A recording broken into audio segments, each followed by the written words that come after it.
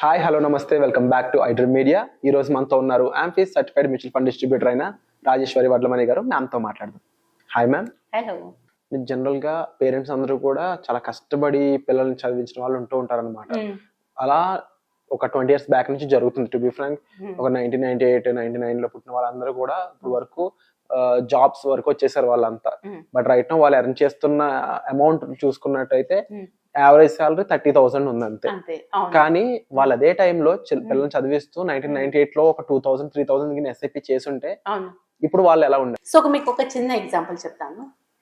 ఒక చైల్డ్ పుట్టిన దగ్గర నుంచి 1,000 రూపీస్ చొప్పున పేరెంట్స్ ఇన్వెస్ట్మెంట్ స్టార్ట్ చేశారు అనుకోండి. ఒక 25 years లోని మనం ఇన్వెస్ట్మెంట్ చేసేది 3 లక్షలు చేస్తాము. ఆ 3 లక్షల్ని మనం 15% ఆఫ్ రేట్ ఆఫ్ ఇంట్రెస్ట్ చూసుకుంటే ఆల్మోస్ట్ 27 lakhs మనకి వస్తాయి.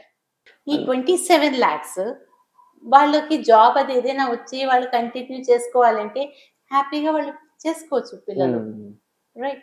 ఇన్ కేస్ అప్పటికి వాళ్ళకి చూస్తున్నారు కదా, వాళ్ళు రేపు జాబ్స్ అనేది చాలా ఇబ్బందిగా ఉన్నది.